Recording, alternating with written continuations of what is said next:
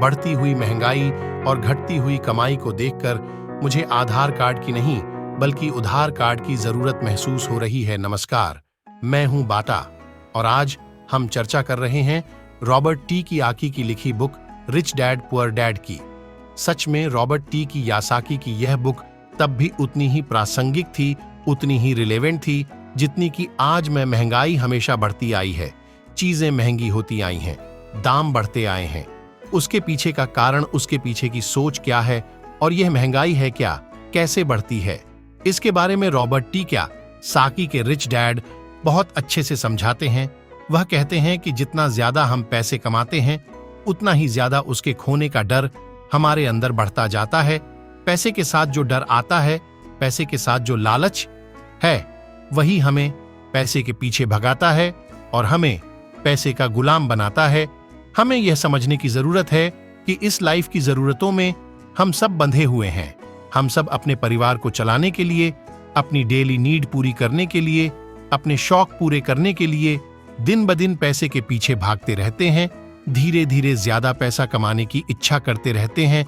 पैसा कमाना गलत नहीं है, पर पैसे कमाने के पीछे की नीयत उसका सही होना, और वह नीयत ही है जो इस समाज में महंगाई बढ़ाती है, और वह नीयत ही है जो इस समाज में डिसबैलेंस पैदा करती है। एक छोटे से एग्जाम्पल से इस बात को समझा जा सकता है कि एक डॉक्टर जो अपने परिवार को ज्यादा खुशी देना चाहता है, अपनी फीस बढ़ा देता है। उसकी फीस बढ़ने की वजह से सारी मेडिकल फैसिलिटीज, स्वास्थ्य सुविधाएं सब महंगी हो जाती हैं। अब इससे गरीब लोगों को सबसे ज्यादा नुकसान पहुंचता है। इसलिए गरीब लोगों का स्वास्थ्य अमीर लोगों से बुरा होने लगता है। अब क्योंकि डॉक्टर्स ने अपनी फीस बढ़ा दी है, इसलिए लॉयर्स ने भी अपनी फीस बढ़ा दी।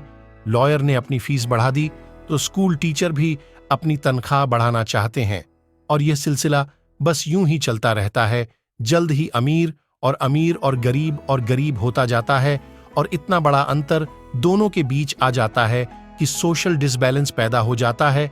रिच डैड की बात सुनकर रॉबर्ट टी कियोसाकी ने उनसे पूछा, डैड, क्या कीमतें बढ़नी नहीं चाहिए?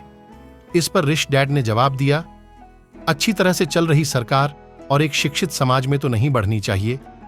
कीमतें दरअसल कम होनी चाहिए। जाहिर है कि ऐसा केवल सिद्धांतों में ही होता है। आइडियली ऐसा होना चाहिए, पर प्रैक्टिकली ऐसा नहीं होता।